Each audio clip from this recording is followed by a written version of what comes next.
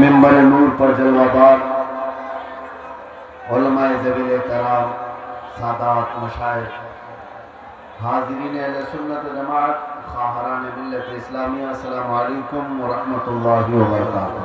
وعلیکم السلام ورحمۃ اللہ تعالی وبرکاتہ۔ الحمدللہ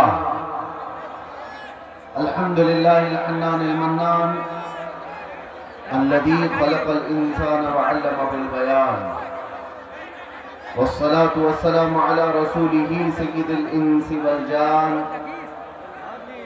وعلى آله واصحابه ذوي الخير والإحسان، اما بعد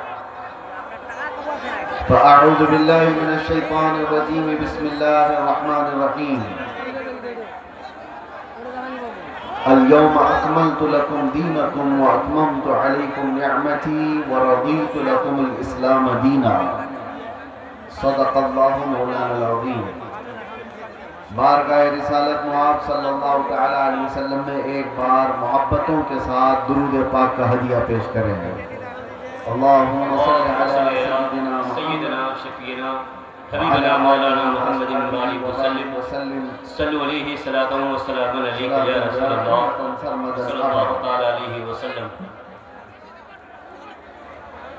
آپ جتنے یہاں پر موجود ہیں، ہمارا یقین ہے سب سنی صحیح العقیدہ لوگ، حضور سے محبت کرنے والے لوگ ہیں، تو آپ کے ہاں درود پڑھنے کا ماحول ہے یا نہیں ہے؟ تو ایک بار حضور پاک کی بارگاہ میں درود پڑھ کر کے سنا ہے۔ اللہم صلی علی سیدنا محمد حبیبنا مولانا محمد مبارک وسلم، صلو علیہ صلاۃ و سلام علیک یا رسول اللہ صلی اللہ تعالی علیہ وسلم۔ عزیزان گرامی وقار، آپ حضرات مجھ سے پیش کر استاذ الاساتذہ فخر الاماثل حضرت العلام مفتی زبیر احمد صاحب قبلہ دام اللہ اقبالہ سے بہت ہی پرمغز خطاب سماعت فرما رہے تھے۔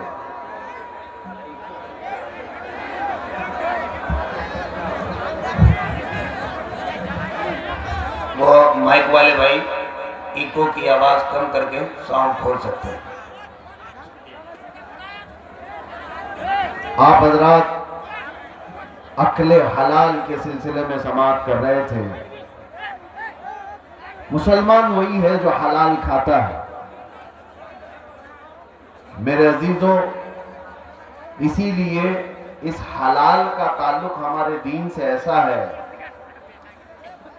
کہ میں کہتا ہوں حرام سے ہمارا تعلق ہو جائے تو بے دین ہو جاتے ہیں۔ اسی لیے جو کانٹے کھاتے ہیں انہیں پھول سمجھ میں نہیں آتے، جو کانٹے کھاتے ہیں انہیں پھول سمجھ میں نہیں آتے، اور جو حرامی ہوتے ہیں انہیں میرے رسول سمجھ میں نہیں آتے۔ واہ، سارا مسئلہ یہیں پر ہے۔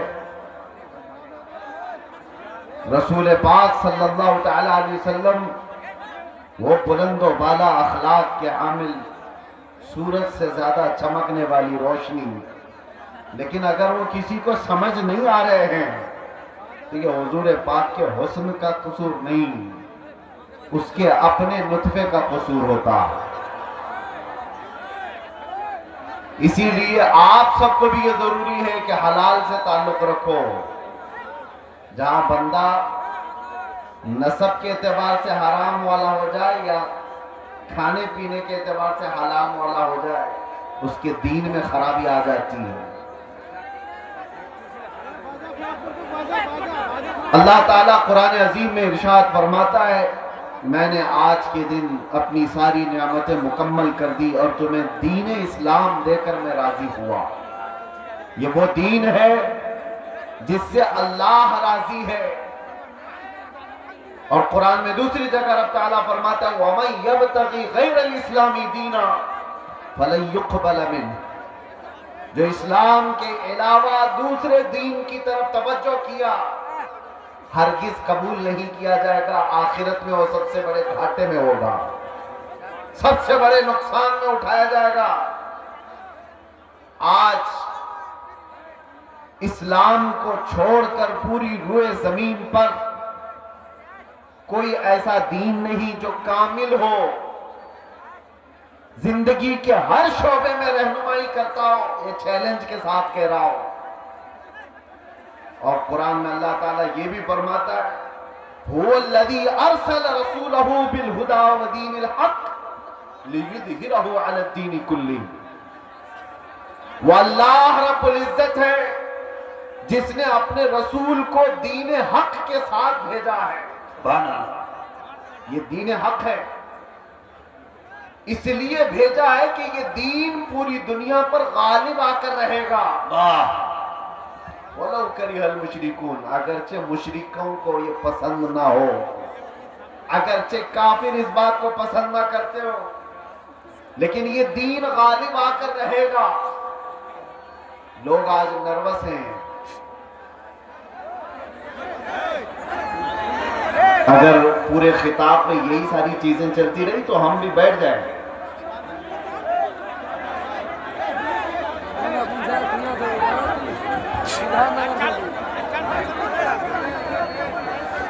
ہم بیٹھ جاتے ہیں.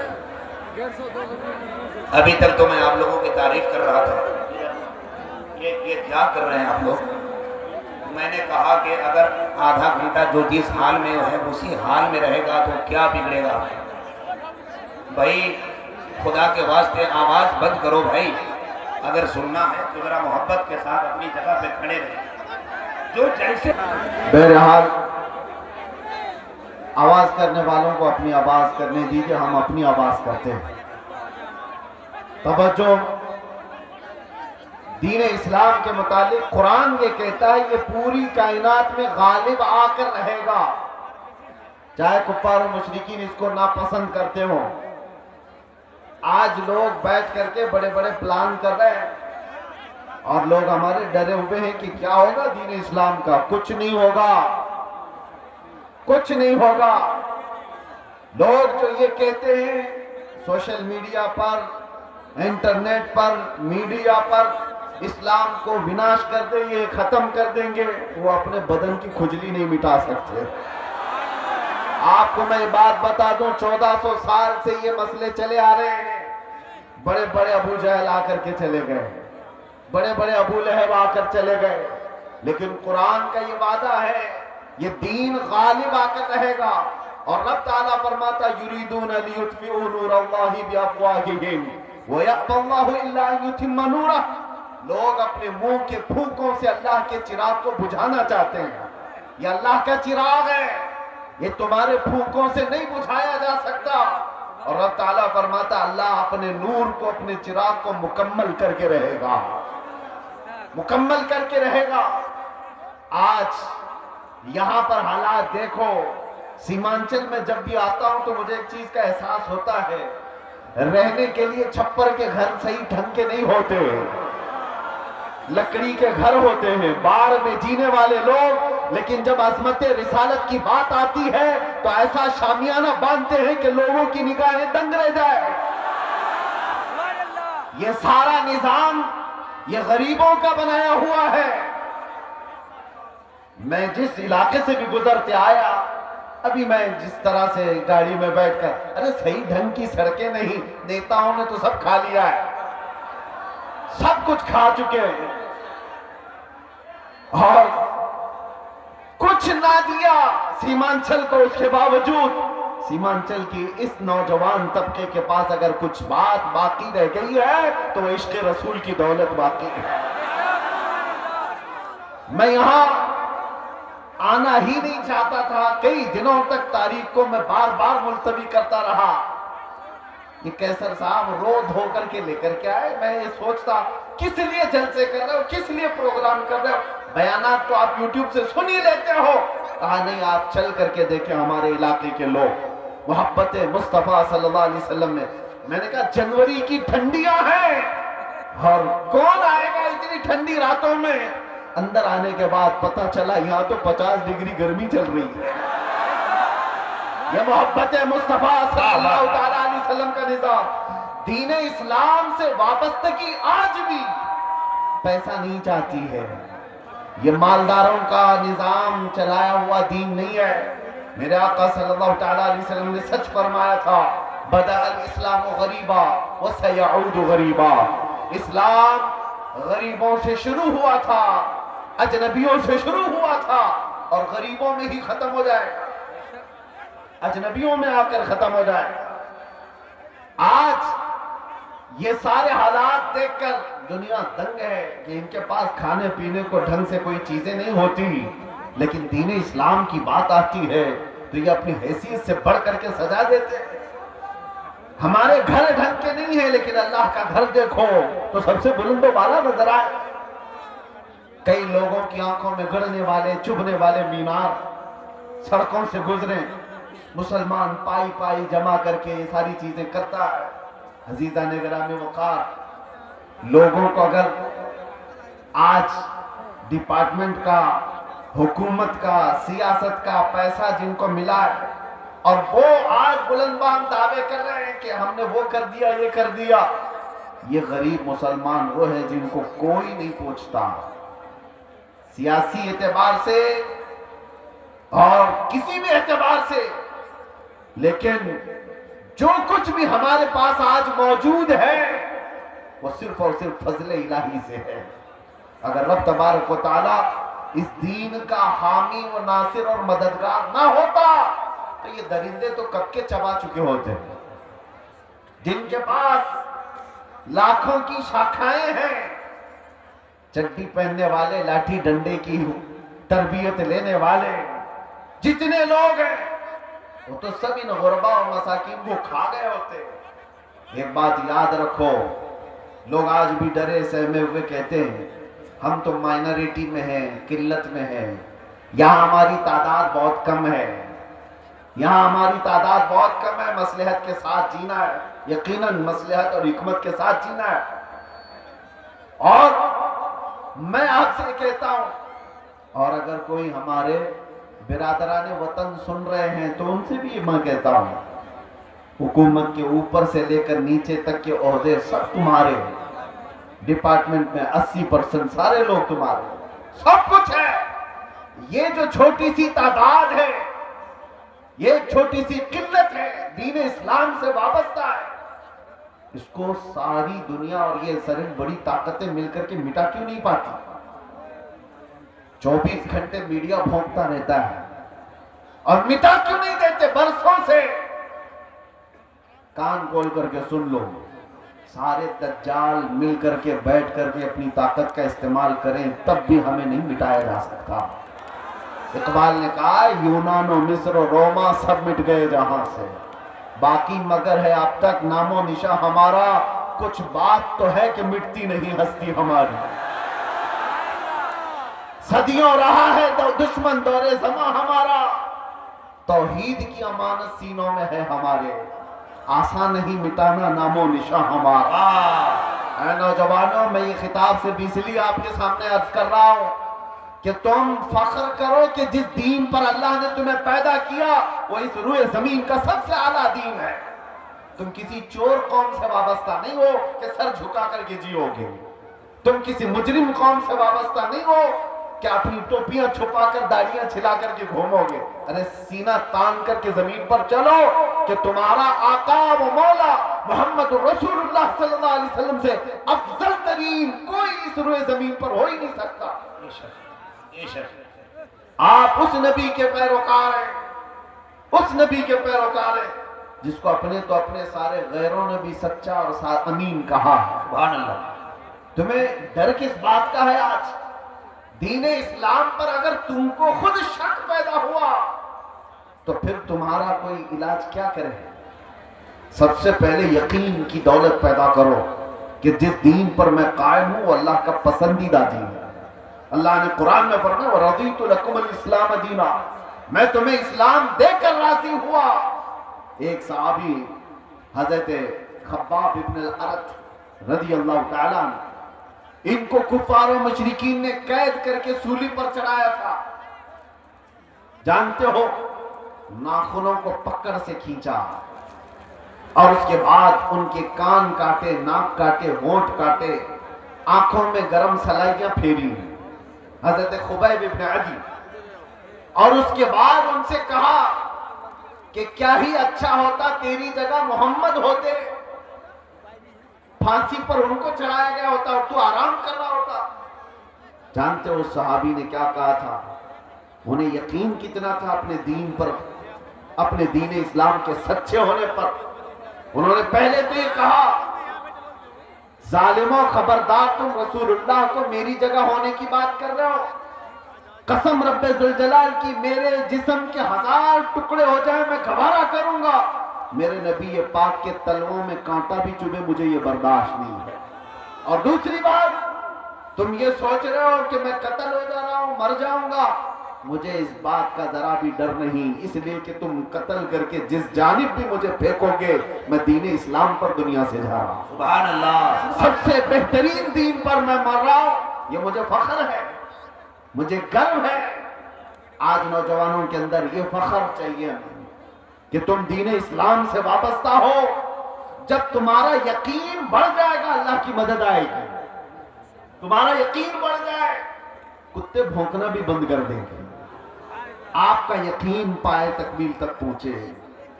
अगर तसल्जुल तुम्हारे अंदर है, दुलमुल यकीन के साथ जी रहे हो, तो फिर जाहिर सी बात है लोग तुम्हें तरह तरह के शोशे छोड़कर शक और शुबह में पैदा कर देंगे।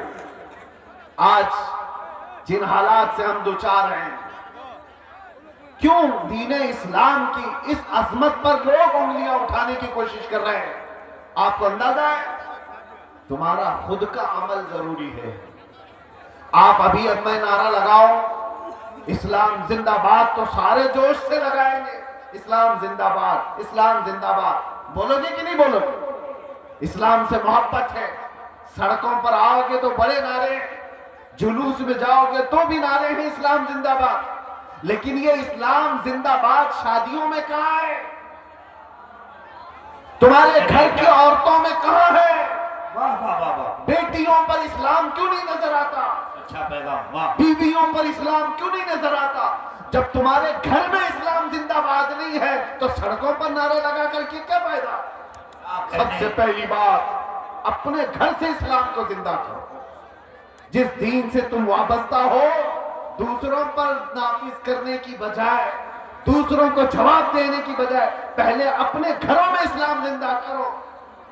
आज तुम्हारी बेटियां और तुम्हारी औरतें इस्लाम की पाबंद नहीं है, बेपर्दा बाहर उठती हैं, तो जाहिर सी बात है जैसे तुम्हारी इसमें सठियाया हुआ बुढ़ा अगर हमारी बेटी के हिजाब पर हाथ लगाता है,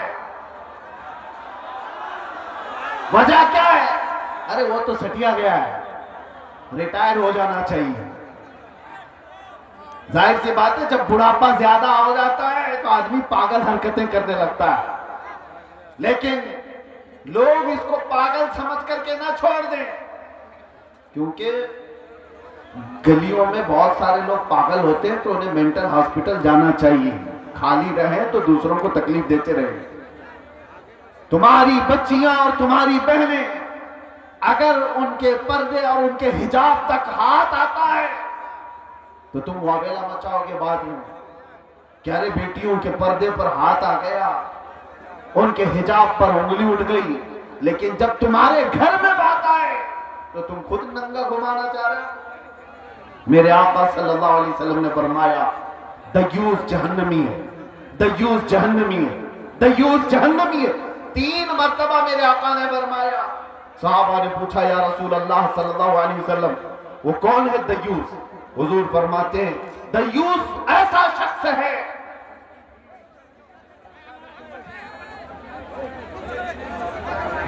माशाअल्लाह, दयूस ऐसा शख्स है जिसकी बीवी बेपर्दा बाहर घूमती हो। उस मर्द के बारे में हुजूर फरमाते हैं वो जहन्नम में जाएगा। जिसकी औरत बेपर्दा आवारा घूमती हो उसका मर्द जहन्नम में जाएगा। तो फिर औरत का अज़ाब क्या है? उसका अंजाम क्या होगा? मुसलमानों, दीन इस्लाम महफूज था, महफूज है और महफूज रहेगा। وہ ہمارے ذمے نہیں دیا گیا ہے، اللہ تعالیٰ اس کا حفاظت کرنے والا ہے۔ سبحان اللہ۔ صبح قیامت تک رب تبارک و تعالیٰ حافظ ہے، لیکن آپ کی ذمہ داری ہے کہ اس دین اسلام کو اگر سچا سمجھتے ہو تو سب سے پہلے اس پر عمل کر کے دکھاؤ۔ یا ایھا الذین آمنوا ادخلوا فی السلم کافہ، اللہ فرماتا ہے ایمان والو دین اسلام میں پورے کے پورے آ جاؤ۔ تمہارا چہرہ بتائے، تمہارا لباس بتائے۔ آج کیا بات ہے، تم باہر چلتے ہوئے ہو، تم سے نام پوچھ کر کے معلوم کرنا پڑتا ہے کون سی ذات والا ہے، کون سے دین والا ہے، کون سے دھرم سے تعلق رکھتا ہے۔ تمہیں نام پوچھنے کے بعد بھی کچھ لوگوں کو پتہ نہیں چلتا۔ نام پوچھا گیا لڑکے کا کیا ہے، کہا راجہ نام ہے، ببلو نام ہے، بابو نام ہے، پتہ ہی نہیں چلا ادھر کا ہے کہ ادھر کا ہے۔ پھر باپ کا نام پوچھنا پڑا، باپ سے بھی نہیں پتہ چلا، دادا کا پوچھنا پڑا۔ ارے تمہاری پہچان کے لیے اتنا لمبا شجرہ کیوں پوچھنا پڑے؟ تم اپنا حلیہ ایسا بناؤ کہ چلتے پھرتے لوگ دیکھ کر کہیں یہ مدینے والے کا عاشق دکھتا ہے۔ چلتے پھرتے تمہیں دنیا پہچان لے، اس کا نام پوچھنے کی ضرورت نہیں، اس کی شکل بتاتی ہے یہ مدینے کی گلیوں سے آیا ہوا۔ سبحان اللہ۔ نعرہ تکبیر، نعرہ رسالت۔ آج نوجوانوں کو شرم ہے، عار ہے، 5 گرام کی ٹوپی نہیں پہن سکتے، 5 کلو کی جینز پہن کر فخر کرتے ہیں۔ انہیں شرم ہے، کیوں؟ داڑھی جلدی سے نکال کر کے۔ ہمارے پاس ایک آٹو والے آئے تھے ممبئی میں، کہا کہ حضرت مصلحت ہے، حالات بہت خراب ہیں، میں صاف کر دیتا ہوں، لوگ پتہ نہیں کیا سمجھتے ہیں۔ میں نے کہا ٹھیک ہے، اس کے بعد گارنٹی ہے تمہیں، لکھ کر کے دے سکتے ہو، داڑھی نکال کر گٹر میں ڈالنے کے بعد 100 سال زندہ رہو گے؟ انہوں نے کہا نہیں، اس کی تو کوئی گارنٹی کوئی نہیں دے سکتا۔ کہا جب تجھے پتہ ہے رکھنے کے بعد بھی موت آئے گی، نکالنے کے بعد بھی موت آئے گی، تو شرم کر، نکال کر دنیا سے ذلیل ہو کر کیوں جائے گا؟ جس وقت بھی مرنا ہے میرے آقا کی سنت پر دنیا سے جائے۔ حضور پاک صلی اللہ تعالیٰ علیہ وسلم کے چہرے سے تمہیں کیا تکلیف ہے؟ دنیا اگر دین اسلام پر چلنے کی وجہ سے تمہیں طعن و تشنیع کرتی ہے تو میرے عزیزوں یہ آپ کے لیے ڈر کر کے اپنے آپ کو بدلنے کی ضرورت نہیں۔ سنو، اگر تم نے دین اسلام پر عمل کیا اور لوگ تانا دینے لگے تو فرمایا گیا ہے کہ اسے 100 شہیدوں کا ثواب دیا جائے۔ من تمسک بسنتی عند فساد امتی فلہ اجر 100 شہید۔ اللہ کے رسول صلی اللہ علیہ وسلم فرماتے ہیں ایسا زمانہ آ گیا کہ لوگ حضور کی سنتیں بھول چکے ہوں، اس زمانے میں کوئی نبی پاک کی سنت کو زندہ کرتا ہے، حضور فرماتے ہیں اسے 100 شہیدوں کا ثواب دیا جائے گا۔ نوجوان، ڈر اور خوف آتا ہی جائے گا جتنا تم بھاگتے جاؤ گے میرے نبی سے، ان کے اخلاق سے جتنی دور جاؤ گے مارے ہی جاؤ گے۔ ہمیں تو فخر ہے اس بات پر جس دن بھی مارے جائیں گے میرے نبی کے غلام کہہ کر مارے جائیں گے۔ ڈر کس بات کا ہے؟ اور اسی لیے آپ سب کو اس بات کی تیاری میں رہنا چاہیے کہ دنیا سے جانے کا وقت آئے تو ذلیلوں میں نہ اٹھایا جائے۔ اللہ اللہ۔ ایسی حالت نہ رہے کہ لوگ جنازہ پکڑنے میں بھی شرم محسوس کریں۔ ایسی اپنی حالت بنا کر کے رکھو کہ آخری وقت آئے تو لوگ دیکھنے کو ترس جائیں۔ موت اس کی جس کا کرے زمانہ افسوس، یوں تو یہاں آئے ہیں سبھی مرنے کے لیے۔ توجہ چاہتا ہوں اے نوجوانوں، مصطفیٰ کریم صلی اللہ تعالیٰ علیہ وسلم سے جتنی وفا کرو گے اتنی عزت کے ساتھ اللہ تعالیٰ زندگی عطا کرتا ہے، اتنی زیادہ عزت کے ساتھ زندگیاں ملتی ہیں۔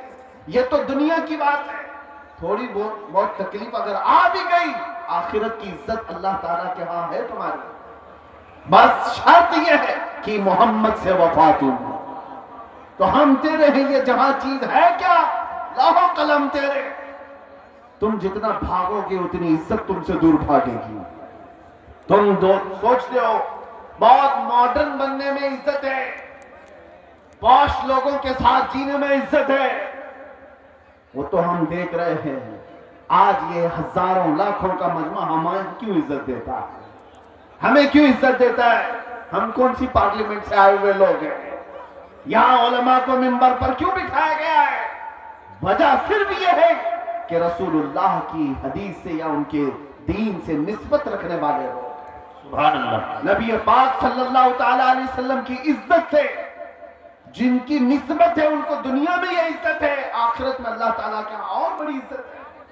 اے نوجوانوں، اسی لیے اعلیٰ حضرت کی بات سنو، آپ نے کیا کہا؟ آج لے ان کی پناہ، آج مدد مانگ ان سے، کل نہ مانیں گے قیامت میں اگر مان گیا۔ دین اسلام کی سچائی تمہارے رگ رگ میں بس جائے۔ قرآن سچا ہے یا نہیں؟ تمہارا یقین ہے قرآن سچا ہے یا نہیں؟ تمہارا دین سچا ہے یا نہیں؟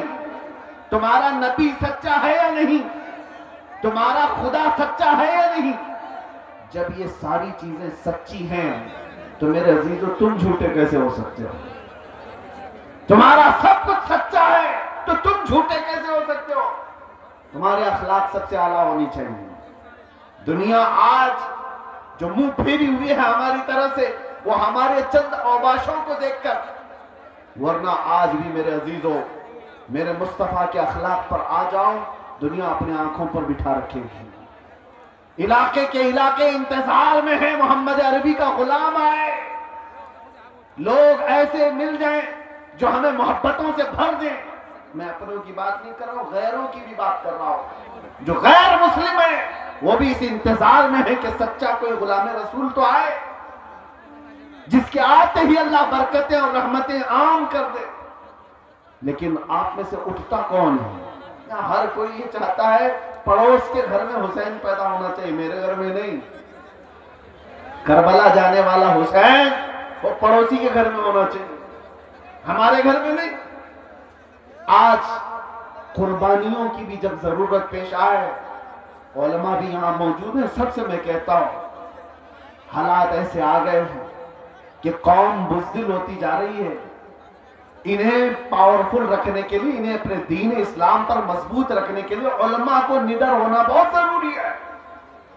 آپ لوگوں کے سامنے یہ بتائیں کہ ہم کسی مجرم قوم سے وابستہ نہیں، دنیا ہزار پروپیگنڈا کرے، میرا دین سچا ہے، میں سر اٹھا کر جیوں گا۔ بے شک بے شک، میرا لباس کوئی ایسا نہیں ہے کہ جسے دیکھ کر میں چھپاؤں۔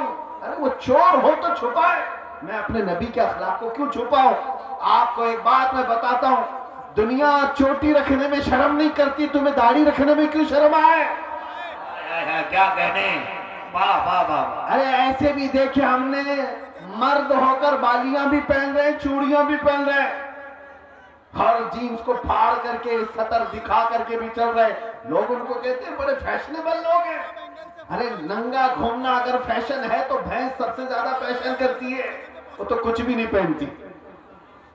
ننگا اگر گھومنا ہی فیشن ہے تو جانور زیادہ فیشن کرتے ہیں۔ لیکن میں یہ باتیں اس لیے کر رہا ہوں کہ دنیا اگر ننگا گھوم کر کے بھی فخر کرتی ہے تو اپنے نبی کے اخلاق پر عمل کر کے تمہیں کون سی حیا آتی ہے؟ تمہیں کون سی شرم آتی ہے؟ یاد رکھو، امام اعظم ابو حنیفہ رضی اللہ تعالیٰ عنہ 80 سال کے قریب عمر ہو رہی ہے، 70 کے اوپر عمر ہو گئی۔ آپ کے شاگرد کہتے ہیں ایک مرتبہ امام اعظم نماز میں کھڑے ہو کر رو رہے تھے۔ نماز ختم ہونے کے بعد دعا کرتے ہیں۔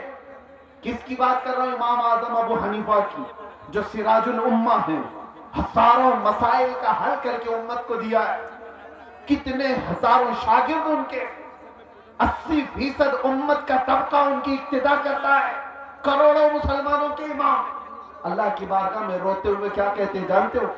اے اللہ، توجہ، وہ امام اعظم کی بات کر رہا ہوں جس نے جہاں وفات پائی 4000 ختم قرآن کیے، رات بھر کھڑے ہو کر فجر تک نماز پڑھتے تھے۔ وہ اللہ کی بارگاہ میں کہتے ہیں اے اللہ، قیامت کے دن ابو حنیفہ کی بخشش ہو گئی تو تعجب کی بات ہوگی، ورنہ مجھ جیسا آدمی بخشے جانے کے قابل کہا۔ امام اعظم کہتے ہیں، اور جو بات میں کہنے جا رہا ہوں وہ یہ، روتے ہوئے اللہ کی بارگاہ میں یوں کہتے ہیں اے اللہ، میرے پاس کوئی عمل نہیں رہ گیا، لیکن تو نے فرمایا ہے سفید داڑھی والے کو عذاب دینے میں مجھے حیا آتی ہے۔ اے اللہ، میری سفید داڑھی کو دیکھ کر مجھ پر رحم فرما۔ سفید داڑھی کو دیکھ کر اے اللہ تو مجھ پر رحم کر دے. وہ کروڑوں مسلمانوں کے امام اپنی داڑھی کو اللہ کے بارگاہ میں عرض کر رہے ہیں کہ اس کی بدولت تو مجھے معاف کر دے. ذرا تم بھی اپنے چہروں پر ہاتھ پھیر کر کے دیکھ لو اللہ کی بارگاہ میں کیا رکھنے والے. رب تبارک و تعالیٰ کی بارگاہ میں بڑھاپا آ گیا لیکن لوگوں کے اندر سے جوان بننے کی خواہش ختم نہیں ہوتی. دین اسلام پر آؤ میرے عزیزوں.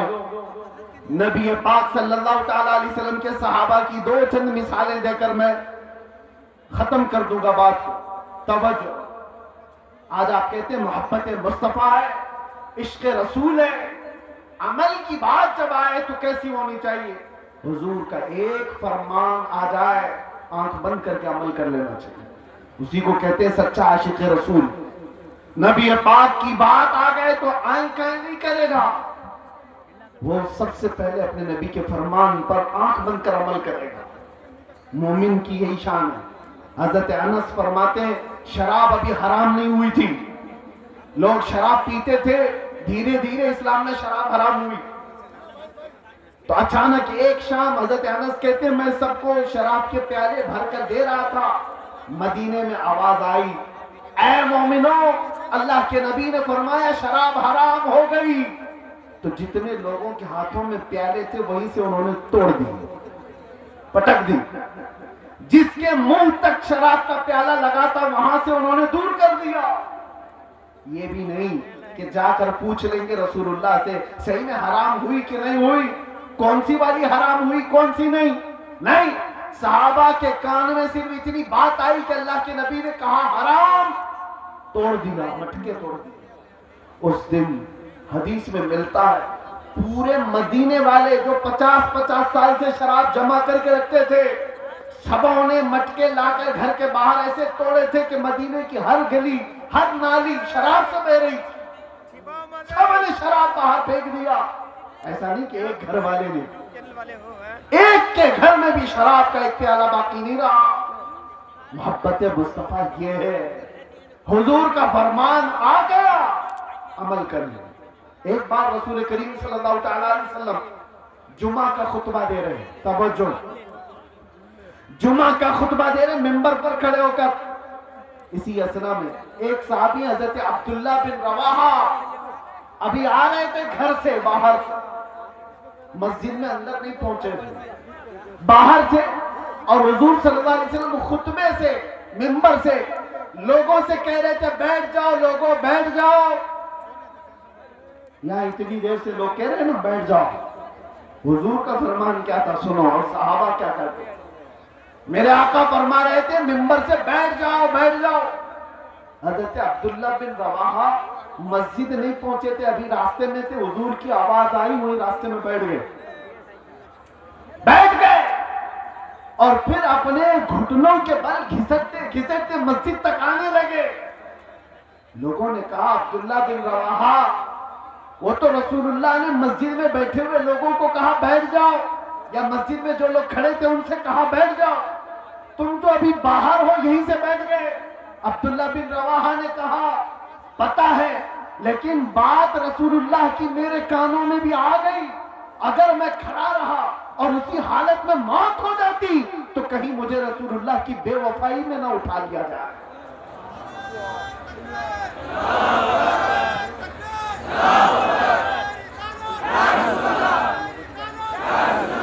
وہ صحابی کا ایمان تھا. وہ کہتے ہیں کہ اگر میں کھڑا رہا اور یہ سوچ کر کہ اندر جا کر کے بیٹھوں گا, کہتے ہیں اللہ کے نبی کی بات میرے کانوں میں پڑ گئی تھی بیٹھ جاؤ, میں خلاف ورزی کرنے والوں میں نہ اٹھا لیا جاؤں, اسی لیے اسی وقت بیٹھ گیا. عزیزان گرامی وقار, اس کا تھوڑا سا حصہ اگر ہماری زندگی میں آ جائے, میرے نبی نے جس چیز کو حرام کہا ہے اس کو حرام جانو. رسول کریم صلی اللہ علیہ وسلم نے جس چیز سے تمہیں بچایا اس سے بچ جاؤ. یہی عشق رسول ہے, یہی محبت مصطفیٰ ہے, یہی تمہارے دین اسلام کے اندر مضبوطی سے قائم ہونے کا سبب ہے. آج لوگ عام طور پر مسلمانوں کے محلے میں سود کا کاروبار, ब्याज कहते हैं, क्या कहते हैं आप? सूद कहते हैं, बड्डी कहते हैं, ब्याज, इंटरेस्ट, जिस तरह से भी। नबी पाक सल्लल्लाहु अलैहि वसल्लम का फरमान जानते हो? मेरे आका ने फरमाया, सूद का एक लुकमा जिसने खाया वो गुनाह ऐसा है जैसे कि किसी ने अपनी माँ से काबे के सामने जिना किया। अल्लाह अल्लाह अल्लाह। काबा शरीफ के सामने अपनी माँ से बदकारी करने के बराबर है। सूद खाने के लिए लोग उतावले हुए हैं। सूद तो जानते हैं, कर्जा देना और उस पर नफा कमाना हराम है, हराम है। मुसलमानों के लिए बिल्कुल जायज नहीं। सूद के कारोबार में पड़े रहे, शराब की तस्करी, जुए के अड्डों पर कितने नौजवान। जुआ किसको समझते हैं लोग? लोग तो ये समझते हैं जुआ एक खास खेल है। अरे जुए की 1000 किस्में हैं। आज तो तुम्हारे हाथों में मोबाइल जुए लाकर दे चुका है। जाकर किसी मोहल्ले में बैठ करके जो 4 लोग जुआ खेलते थे, अब वो सिस्टम खत्म हो गया। ये जो सट्टाबाजी करना, बिडिंग करना, पैसा लगाना, दूसरों का पैसा खा जाना, इसके मुतालिक मेरे आका सल्लल्लाहु ताला अलैहि वसल्लम ने फरमाया, जुआ खेलने वाला अगर मस्जिद में आकर वजू भी करता है तो वो खिंजीर के खून से वजू करता है, सूअर के खून से अपने हाथ को रंगता है। ये वईद है। अल्लाह के नबी ने जिससे बचाया उससे बच जाओ। यही दीन इस्लाम है। सुभान अल्लाह। ये बेहयाइयां कहां से आई? नशा नौजवानों के अंदर आ रहा है, बिक रहा है, कर रहे हैं डीलिंग, सब कुछ इनके यहां। जानबूझ करके लोगों ने तुम्हें नशा का आदी बनाया है। मैंने जेलों में भी देखा है वो नौजवान जो 36 घंटे 48 घंटे नशा में मखमूर पड़े रहते हैं। किसने इनको नशा का आदी बनाया? ऐ नौजवानों, तुम्हारी जिंदगी बड़ी कीमती है। अफीम, कोकेन, हेरोइन, ये सारे नशों के लिए तुम नहीं पैदा किए गए। अरे नशा करना ही था तो इश्क मोहम्मदी का नशा करना है। नारे तकबीर, इसलिए कि नारे रिसालत, वाह वाह वाह, इसलिए कि इश्क मोहम्मदी का नशा ऐसा है। अरे शराब का, चरस का, गांजे का नशा तो आदमी को पागल बनाता है। उसके सामने तो उसकी बीवी और माँ में फर्क नहीं रह जाता। वो अपनी बेटी और बीवी में फर्क नहीं कर पाता। वो दुनियावी नशा है जो उसके जहन को माउफ कर देता है। लेकिन मोहब्बत मुस्तफा का एक नशा ऐसा है जिसके सर चढ़ करके बोलता है तो फिर वो कहता है, सरवर कहूं कि मालिक व मौला कहूं तुझे, बाग़े खलील का गुले ज़ैबा कहूं तुझे, अल्लाह रे तेरे जिस्म मुनव्वर की ताबिशें, ऐ जाने जा मैं जाने तजल्ला कहूं तुझे। ये कौन बोल रहा है? जमाने का इश्क का इमाम आला हज़रत इमाम अहमद रज़ा खान। इसी को कहते हैं इश्क मोहम्मदी का नशा जब आता है तो पूरी दुनिया को मखमूर करके चला जाता है। और फिर चप्पे चप्पे से आवाज आती है, डाल दी कल्ब में अजमत मुस्तफा, सैयदी आला हजरत पे लाखों सलाम। मेरे अजीजों, नौजवानों, दुनिया जिस नशा की तरफ तुम्हें बुला रही है, तौबा कर लो, तौबा कर लो। तुम उसके लिए इस रूए जमीन पर नहीं आए, अपने नबी से वफा करने के लिए आए। मेरे मुर्शिद हुजूर ताजुल शरीया बदरुल तरीका फरमा करके गए और बहुत बेहतरीन दर्स दे करके गए। जिंदगी ये नहीं किसी की किसी के लिए, जिंदगी है नबी की नबी के लिए। ना समझ मरते हैं जिंदगी के लिए, जीना मरना है सब कुछ नबी के लिए। और उनके दादा आला हजरत क्या कह करके गए? ऐ नौजवानों, कोई अगर ये कहता है कि हमारी लाइफ है हमें एंजॉय करने दो, ऐसा नहीं है। ये तुम्हारी खाम ख्याली है। ये तुम्हारी अपनी जिंदगी कहाँ है? ये जिंदगी मेरे मुस्तफा के सदक़े में मिली है। इसीलिए आला हजरत ये कहते थे, या रसूल अल्लाह, दहन में जुबान तुम्हारे लिए, बदन में है जान तुम्हारे लिए। हम आए यहाँ तुम्हारे लिए और उठे भी वहां तुम्हारे लिए। ये जिंदगी है। जब तुम दीन इस्लाम पर मजबूती के साथ अमल कर ले जाओ, किसी कुत्ते की मजाल नहीं है कि वो दीन इस्लाम की तरफ मुंह करके भौंके। हाँ, उलमा किराम ना घबराए, मैंने फिर कुत्ता कहा है तो कुछ होना चाहिए। کتے کو کتا ہی کہا جائے گا نا. ہاں لیکن یہ بات کب آتی ہے؟ جب دین اسلام پر اپنے عمل نہیں کرتے تو پھر غیروں کو موقع ملتا ہے. دیوار کیا گری میرے خستہ مکان کی، لوگوں نے آنے جانے کا راستہ بنا دیا. کیا بات. یہ کب ہوتا ہے؟ ہمارے گھر کی مکان کی، ہمارے گھر کی دیوار گر جائے تو آس پڑوس والے تو راستہ بنا لیں گے. تم اپنے گھر کی دیوار گرنے کیوں دیے؟ اسی لیے میرے عزیز و دین اسلام پر آپ کو جو میں بات کر رہا ہوں، حفاظت کرنا ہے. اس کا مطلب کیا ہے؟ جلسے کر کے، جلوس کر کے، نعرے لگا کر نہیں، پہلے اپنی زندگی میں عمل کر کے. سب سے پہلے اپنے گھر میں جا کر آپ جھانک کر دیکھو ہمارے بچوں کو قرآن کتنا آتا ہے. ان کو تو 3 منٹ کے کتنے گانے یاد ہو گئے. میرے مصطفیٰ کے الفاظ، میرے مصطفیٰ کی حدیثیں کتنی یاد ہیں. لوگ دوسروں کے ڈائلاگ یاد کر لیتے ہیں، اپنے نبی کے فرمان کیوں نہیں یاد؟ جبکہ یہ دنیا کے گانے، جس کے بارے میں محدثین فرماتے ہیں جو گانے سنتا ہے اس کے دل میں منافقت آتی ہے اور زنا کی طرف لے جاتے ہیں. کیوں نہ یہ گانے آدمی کے اندر نفاق پیدا ہوتا ہے. اور میرے آقا فرماتے ہیں جس کو حضور پاک صلی اللہ علیہ وسلم کی 40 حدیثیں یاد ہو جائے اس پر میرے آقا کی شفاعت ہے. سبحان اللہ، سبحان اللہ. جہاں یہ وعدہ کیا گیا وہاں کیوں نہیں یاد ہے آپ کو؟ ارے چھوٹی چھوٹی باتیں میرے نبی کی بھی یاد کرو. اگر محبت ہے تو اور رسول کریم صلی اللہ تعالی علیہ وسلم کی بارگاہ میں کسی بھی بچے کو اٹھا کر کے پوچھو تو ابھی یہ کہے گا جانی جانی یس پاپا. یہ سب کو پتا. یہ سارے بچوں کو شروع سے لے کر، میں اسکول کے خلاف نہیں ہوں لیکن جہاں تمہارے بچے اسکول پڑھتے ہیں اپنے نبی کے اخلاق بھی ضرور پڑھتے ہیں. اسلام تمہارے گھروں میں ہو، سڑکوں پر نہیں، جلوسوں میں، احتجاج میں، نعروں میں نہیں، گھر میں اسلام ہو. تمہارے چہرے پر اسلام نظر آئے، تمہارے لباس میں اسلام نظر آئے، تمہارے کھانے پینے میں اسلام نظر آئے، تمہارے لین دین میں اسلام نظر آئے. لوگ تم سے تجارت کرنے میں ڈرتے کیوں ہیں؟ مسلمان دھوکے باز نہ ہو جائے، یہ ٹوپی نہ ڈال دے، دھوکہ نہ دے دے. اگر تم دھوکہ کر رہے ہو تو اسلام پر ہو ہی نہیں. میرے آقا نے فرمایا من غشنا فلیس منا، جو دھوکہ دیتا ہے وہ ہم میں سے ہے ہی نہیں. میرے آقا نے فرمایا.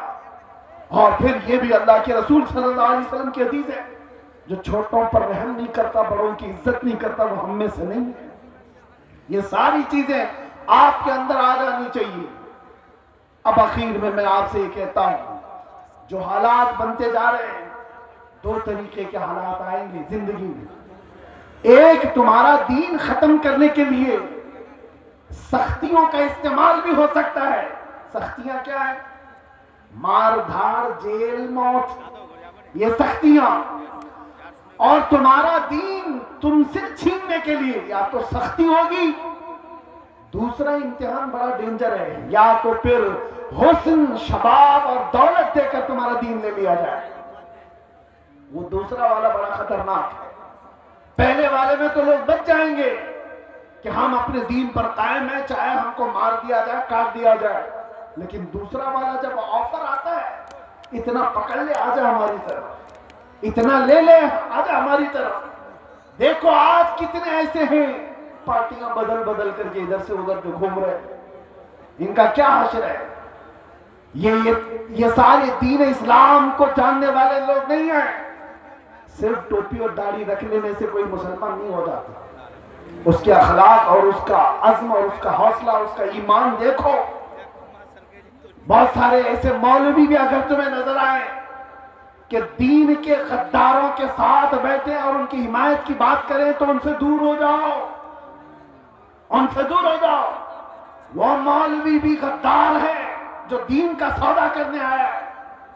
ابھی ایک مولانا صاحب کو کہنے لگے حضرت آپ کو بھی ہم چاہتے ہیں کہ اب جو موجودہ چل رہا ہے حکومت، اس کے متعلق آپ تھوڑا پازیٹیو بتاؤ، اس لیے کہ کچھ فائدہ بھی ہو جائے گا، قوم کا ترقی بھی ہو جائے گی. میں نے کہا مولانا تمہارا حال تو یہ ہے، تھوڑا چارہ کیا دکھا. بستی کی بکریاں سنا ہے آپ نے؟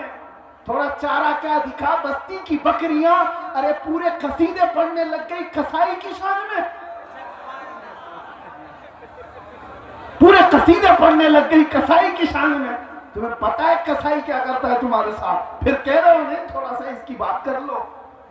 یاد رکھو اے مسلمانوں، دین اسلام وفاداری سکھاتا ہے، اپنے نبی سے وفاداری کرو، حالات جیسے بھی آ جائیں، اپنے نبی سے غداری نہیں۔ ایک نوجوان صحابی حضرت عبداللہ بن حذافہ، ایک عیسائی بادشاہ نے ان سے کہا تھا، اے نوجوان تو آجا میرے دین میں، آدھی سلطنت دے دوں گا، آدھی بادشاہت دے دوں گا۔ اس نوجوان صحابی نے کہا، اے بادشاہ کان کھول کر سن لے، تیری ایک سلطنت، دو سلطنت، تین سلطنتیں دے دے، تب بھی میں پلک جھپکنے کے برابر بھی میرے نبی سے غداری نہیں کر سکتا۔ اسی کو ایمان کہتے ہیں۔ وہ ایمان تمہارے اندر آ جائے، چاہے جو کچھ بھی ہو جائے، اپنے نبی سے بے وفائی نہیں کر سکتے، اپنے نبی سے غداری نہیں کر سکتے۔ اٹھو قوت عشق سے، ہر پست کو بالا کر دو، دہر میں نام محمد سے اجالا کر دو۔ ہر وقت تمہارا ہے، ہر زمانہ تمہارا ہے، ہر آنے والا پل تمہارا ہے۔ شرط صرف اتنی ہے کہ میرے نبی کے وفادار بن جاؤ، میرے نبی کے غلام بن جاؤ۔ آ جاؤ اس دربار میں ہے جہاں ابو بکر آئے تھے تو عزت ملی، صدیق اکبر بن گئے تھے۔ عمر آئے تھے، عزت اتنی ملی، فاروق اعظم بن گئے۔ عثمان آئے، عزت اتنی ملی، ذوالنورین کہلائے۔ علی آئے، اتنی عزت ملی کہ پوری دنیا حیدر کرار پکارنے لگی۔ عزتیں اسی قدموں میں ہیں، ساری عظمتیں اسی قدم میں ہیں۔ آج ہم جو عزتوں سے پہچانے جاتے ہیں، اس کی ایک ہی وجہ ہے، جب تک بکے نہ تھے تو کوئی پوچھتا نہ تھا، یا رسول اللہ تم نے خرید کر ہمیں انمول کر دیا۔ لبیک یا رسول اللہ، لبیک یا رسول اللہ، لبیک یا رسول اللہ۔ وآخر دعوانا الحمدللہ رب العالمین۔ السلام علیکم۔